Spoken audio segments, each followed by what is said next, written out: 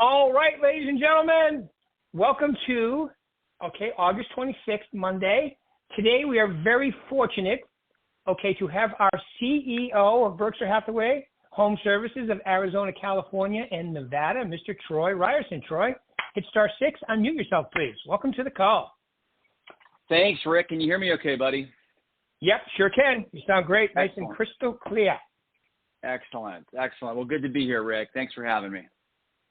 All right, cool. Yeah, last time we had you, we went through, tell us a little about you, and, and everybody definitely knows who you are now. So what I thought we would do today is, since it's on everybody's mind, is just get into the current market that we're currently in with all the changes and all that good stuff. So I thought, give us how do you see it evolving, and how do you see things going right now? Yeah, gosh, huge question, buddy. There's so much going on right now, as we know. But Rick, I would say the most interesting piece to this is, while there's so much noise in the media, and yes, there's forms that have changed in all of our states. Some states, there's a lot more forms that have changed than not. But really, when you boil it down, what's really changed in real estate? What's really changed? People are still buying and selling homes. Right. We have a few additional forms, but if you're in California, they're always adding forms. The main difference is it's just a new behavior. It's moving into a buyer's consultation just like you would a listing presentation. And that's the biggest difference that we see in this is obviously the decoupling of commissions. It makes it more difficult today, but it'll be old hat tomorrow. And that's, Rick, as you know, that's what we've been focused on as a company, is just an immense amount of trainings in all of our offices, all the way up through our designated broker, through Darren, through you, through JT.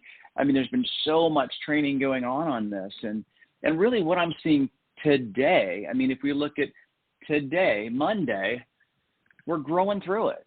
There's been really very few stories where there have been any issues. In fact, Rick, I'll share with you, we had Mastermind last week with two of our groups in Phoenix. And as we talk through everything with them, they're having no hiccups. They're getting their buyer broker signed, no problem, and they're moving on doing business. And so what I feel like today is we're actually starting to ramp back up. We had a little lull for a while. People were trying to get their arms around everything that was going on because, again, it was new. It was quote unquote scary because we didn't know what we didn't know. But now it's so much clearer for everyone that's moving forward and moving through this. So what do I see in the changes? I see the changes are taking place. I see that there's a lot less fire where there was smoke at one time. And the good news is, we're growing through it. I'm starting to see the scales tip to where so many of our sales executives are really diving back in and growing their businesses again. Yes, I love it. And, it's kind of the old, remember Y2K, planes are going to fall out of the sky. We're going to have all kinds of trains wrecking. And then what happened? Nothing. And, Nothing. It's like you said, you have different forms to fill in the blanks, but there's still forms that you have to use. And, for a lot of the newer agents, like the ones that I've been coaching, the ones that the managers have been working with early on, we've been using a buyer broker agreement or, coaching them to use it. So for a lot of the newer agents, 5 years or less, it's really not a change to them other than the form itself has changed slightly. And the fact that you can put in, agents ask me all the time, well, do we have to call and get the cooperating fee? You really don't, because you're going to put in what your contract says anyway. So I think it's great. Like I had Rick Cenname on here a couple of weeks ago. He said from a title standpoint, it all works great. Reload companies, they're still, they still want to, most of them, give 3, pay 3, so, I think everybody is seeing that this is nowhere near. I did success stories last week. No crazy stories, couple good ones, right? So I think it's like you just said, Troy, it's just change. It's just change. If you're looking on the menu at McDonald's, this is called a nothing burger, at the end of the day. It really isn't. And which is the most healthy burger at McDonald's. It is. Again, I don't want to diminish the fact that It's scary because it is scary. It's new. It's different. It's having a completely different conversation that hasn't been baked in yet. It's not something that's been on replay and you're like, I don't know how to do that. Let me go look and talk to an expert. Let me talk to my real estate coach about how to do that. For so many people, and especially in our markets, it's new. Buyer broker has been around, but it really hasn't been used all that much.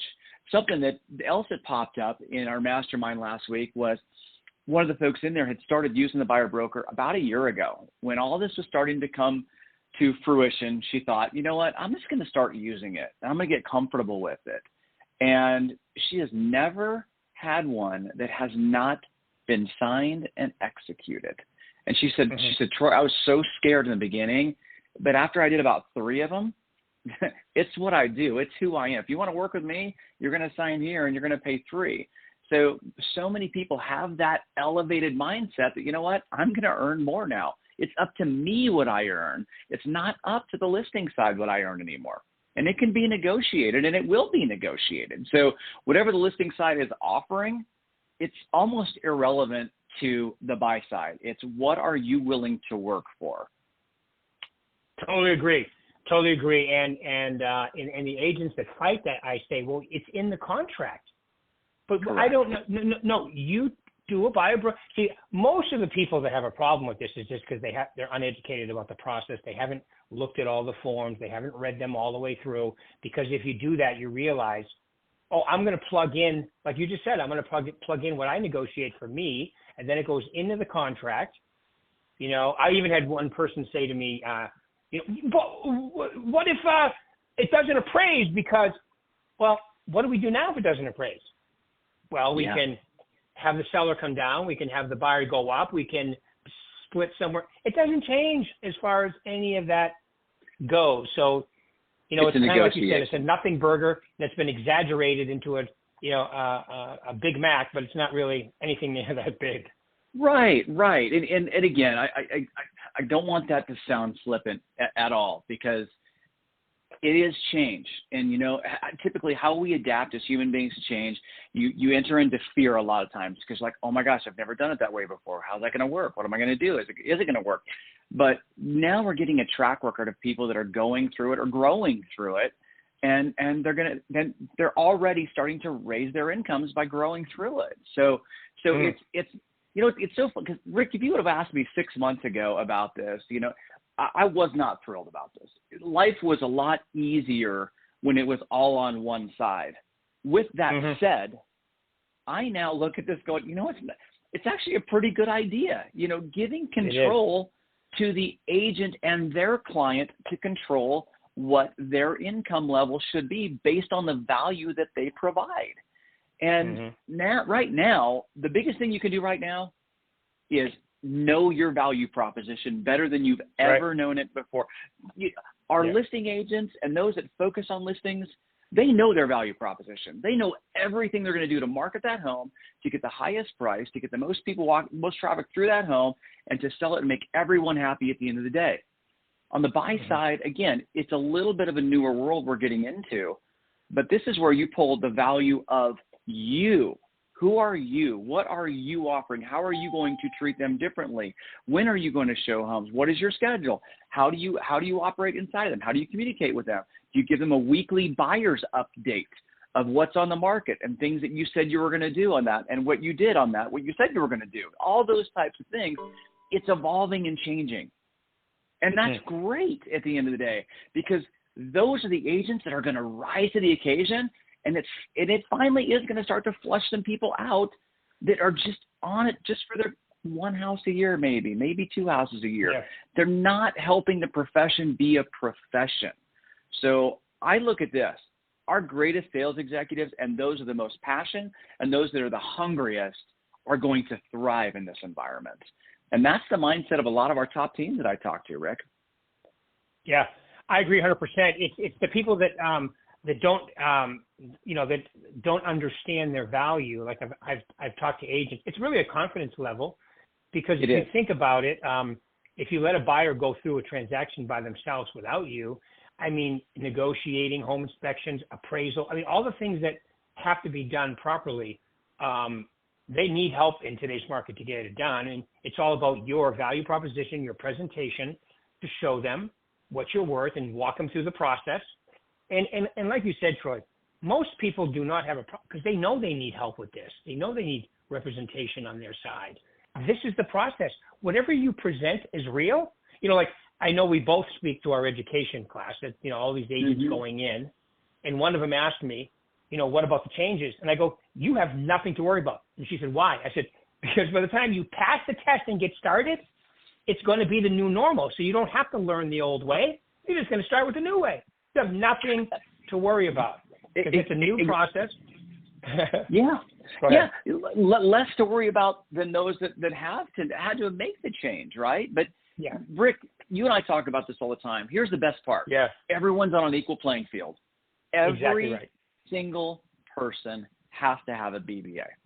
It's just that. Now, will some cut their foot off and do it for pennies on the dollar? Yeah, you bet they will. But how motivated are they going to be to add that additional value, to do a buyer's report, to talk about all the different, to really sell who they are as a professional? They're not. They're not. I'm not going to hire. Look, if I'm going in to get eye surgery, I'm not hiring the cheapest eye doctor. I'm not doing it. If I'm going in to get my pancreas removed or fixed, whatever, right? I'm not hiring the cheap guy out there or cheap lady out there. I'm not doing it. So I think this is where the value really comes in. And most everyone that I know and interact with, they all want that Nordstrom's experience, and most are willing to pay for it. Some of them might want to go to Nordstrom's rack when that's okay.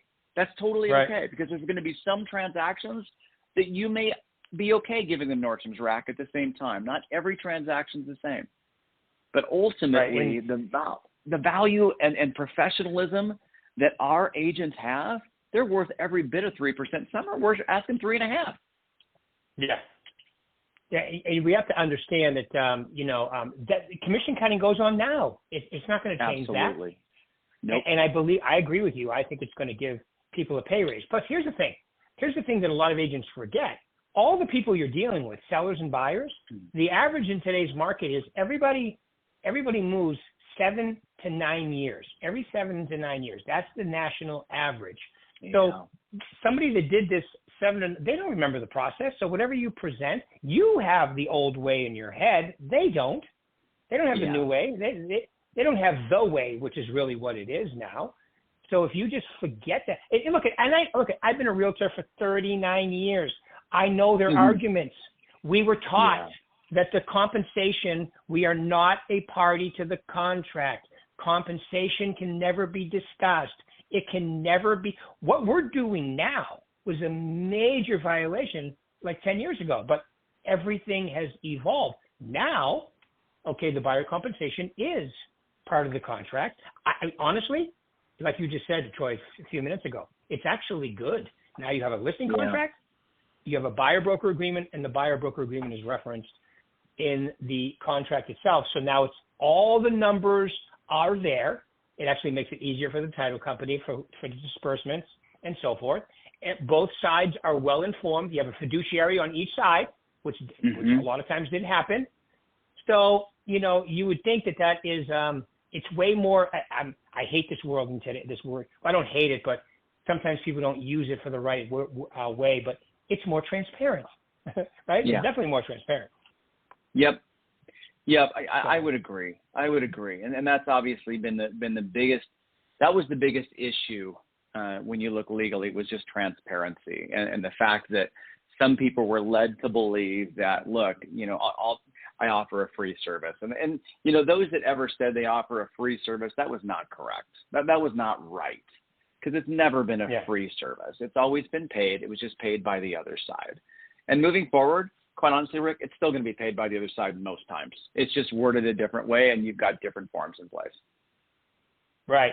And then it goes back to the age-old argument, who really pays the commission? Well, kind of both parties do, because the buyer's not willing to pay that, and then the seller can't put it on. So it's the age-old argument, what came first, chicken or the egg? The answer is both parties are necessary. Both parties are involved in the payment, and without both of them, it doesn't happen. So I totally agree.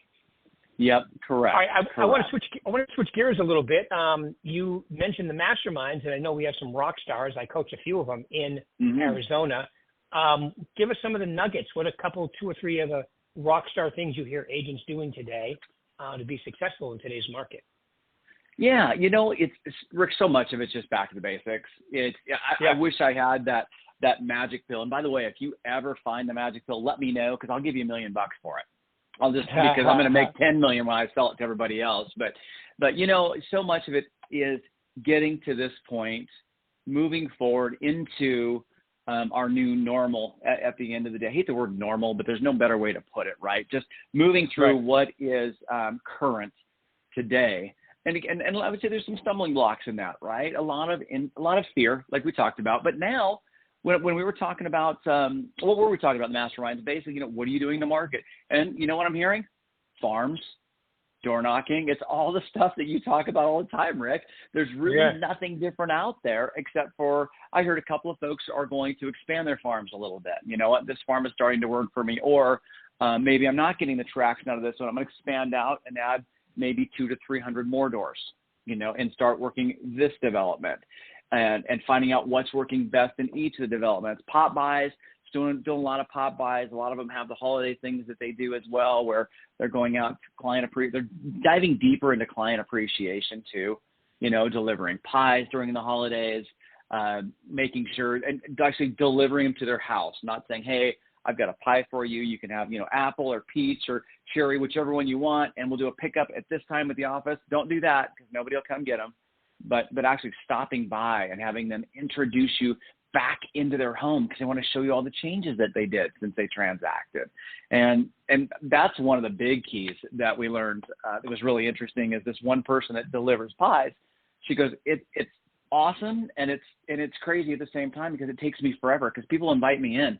And I'll be there for sometimes an hour to 2 hours just talking with them, which is perfect, by the way. I mean, talk about building your sphere of influence and getting in deeper and truly, truly being good friends with these people who will refer you to anyone and everyone. It's amazing. So, what's working out there? What's working out there is consistency, is keep doing whatever it is that you were doing, as long as you're seeing some success with it. And with that consistency, you want to do 2 to 3 different things. Again, Rick, I wish I had the magic pill, but the biggest thing we're hearing is people getting back into the basics as to what worked for them prior to all the craziness in the media and everything else that's been going on. So if I were to tell anyone out there, if you haven't picked 2 or 3 things to do every day, whether it's, door knocking or farming or video or you name it, whatever it is, make sure you're doing it consistently. Make sure it's blocked into your schedule, and don't rest until you do whatever is attached to that DRC. How many doors do you need to knock in a day to get how many appointments? How many postcards do you need to send? And is it once a month? Is it once a quarter? Make sure all that is in a very nice, neat, and detailed plan and built into your calendar, so it's a non-negotiable. Yeah, there is no magic pill. There is no magic golf club. Like I would pay a lot of money for magic golf clubs, but they don't make them. Right? Yeah. So you have to do the activities. And I would also say, and this is what I coach them at Success Series, is that if you take today's, so let's say you mentioned farming. If you take something like farming and you use our company tools, which, I mean, there's so many things you can do. Oh my gosh. Neighborhood reports, newsletters, design studio, market reports, so many ways. Yeah. You can drop them off. And I always, and then take, video, show them. I tell them, if you're going to prepare for an open house, go out and knock the neighborhood, drop off those wonderful, if you can, otherwise you got to mail them and call them. But if you can, in a neighborhood, drop them off. That's the best way. Like you just said, people talk to you, that you get into conversation, and video yourself. Hey, I'm out here today knocking for my open. So you're using all the stuff. So not just content with social media, but also document, meaning show them what you're doing, I think is critical. But I think if they did some things like that, I mean, that would be great, right? Oh, it'd be amazing. I mean, from even Jimmy's, unsolicited CMA, a video CMA that he does. I would be sending multiple of those out daily. They're so easy to do. It's so quick. They see you. They see what's most important to them, which is their investment and the value in their investment. You're just keeping it front of mind at all times. There's so many things you can do. I would limit to three consistently. And if you want to dabble with a couple of others, you can do that. But consistency is key. And because so many of us, me included, look for the shiny new toy all the time, right? We deviate. We're like, okay, that's great. That's work. Well, it's working and it's great. Then why are we changing? Well, because we get bored sometimes, or we're getting hit with so many different messages out there and so many different pieces of new technology that are coming out. Rick, I get hit with new technology almost daily in my email from someone wanting to sell us something. And by the time we get into it, it's like, oh, it's just a glorified version of X is what we already have. We have so much technology inside the VAC people can use and do most of their marketing for them. Not to mention, and I think everyone knows this already, Maria Hill's team, unbelievable marketing experts. We have everything we need right under our fingertips, Rick. Yeah, and if you need your own brand within the brand, she's definitely the one to talk to. Oh, my gosh. Constantly updating. I've been with the company 10 years now, as of the 25th. So as of the 25th, and I remember when we hired Maria, and Gordon at the time asked me what I thought for her. And I said, remember that saying, I don't know how to dance, but I can tell when somebody knows how to dance. And that was at that time, I said, you know what? I don't know much about marketing, but I know she does. So that's exactly that was right. Right? I mean, she's got it down with science, and Dan and the crew she has working with her are incredibly good. We're rock stars. We are so blessed, my friend, to have this crew. Constantly updating, constantly keeping up with, and you mentioned Jimmy too, and I would say that I can't think of the guy's name right now, but one of the guys I saw that works with Tom Ferry a lot, his last name's Mac, but he talked about just texting everybody, which I thought was great. And we had one of our agents in Summerlin do it, and he did very well with it, was texting people in your sphere. Hey, Zillow says your home is worth X. How do you feel about that? Yeah. And then you get in conversation, right? And then set them up on the neighborhood report. It's the perfect segue into getting somebody to respond to you. And if you're somebody that likes texting, I mean, I would probably call them and ask them that, but texting them is great if that's what you like to do. You can even email them. I mean, the whole idea is, in today's world of technology, I call it using all the senses. Make them read, make them listen, make them see, make them hear. I mean, talk to them, do videos. I mean, all the things that you can do. You can be emailing them on a drip. You can be calling them. You can be stopping by and seeing them. You can be inviting them to your open houses, everyone you have. There's so many things you can do to use grassroots stuff, which still works, but also the technology side, which obviously works as well.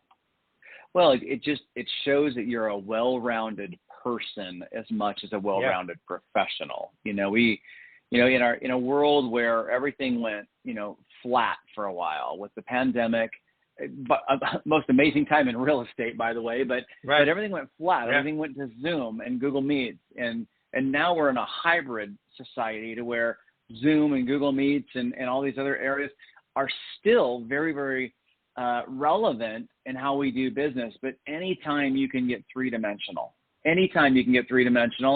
it makes a massive difference. One of the biggest things I saw in our mastermind last week was people love getting together. They don't necessarily want to come in the office all the time yet, but I'm seeing and I feel that more and more we're going to see people start coming back in. I know we've been saying this for a long time, Rick, but even, at Vince Lisa's explosion, that was just last week. A few of our agents in Arizona went to that, and they were like, oh my gosh, it was so good to be together with other network professionals inside of Home Services of America, inside of Berkshire Hathaway. And that alone is giving me the signs that not just as a network, Berkshire Hathaway Home Services or Home Services of America, but if we're feeling that, so are our clients. They're getting together somewhat, I'm sure, but I'm sure they're missing it too. If I look at here's a prime example, Rick. During the pandemic, we were all quarantined for quite some time. I wasn't even at this company during the pandemic, but I was with the brand Berkshire Hathaway Home Services. And so a big part of my job was developing the western half of the United States for Berkshire Hathaway Home Services and, finding mergers and acquisitions for companies just like this one. Well, when the pandemic hit, I was off airplanes for a while. And you know what happened is I got together with my neighbors. And we were 6 feet away. We were very careful. If we did potlucks, we had spoons and towels and gloves and everything else just because nobody knew what it was going to be back in the day. But what we found was one of the most amazing times because we got into community with, a good group of our neighbors on the weekends because there was nothing to do. And we built amazing friendships from that. That's where most of our sales executives want to be. And that's where a lot of them are with their clients today. Just like I was talking about the pies, right? They're getting into that 3-dimensional aspect of spending time. Look, it costs money for our professionals to do that because it's taking time out of their day. But buddy, that's an amazing investment at the same time. Okay. I agree with you 100%. I have a very important question about the pies. What kind of pies were they? Dude, it's holidays. You pick, right? I think she gave them. I think there was 3 that she said. It was like, peach or apple or cherry or whatever it was for the holidays. But yeah, she throws it out there to say, let me know what flavor you want, and I'll be dropping it by on this day or whatever it is. So she lets them pick it and then she drops it by. That's service. That's great. I love it. Isn't that amazing? That's awesome. Mm-hmm. All right. Awesome. Well, this has been awesome. I really appreciate you taking your time out today. I'm sure people got a lot of nuggets out of this because I know I did. So awesome, Troy. Thanks for taking your time today. Really appreciate it. My pleasure, Rick. Thank you. Thanks for all you do, my friend. Same here. Appreciate you, my man. Keep it rocking. We'll talk soon, everybody. Bye-bye now.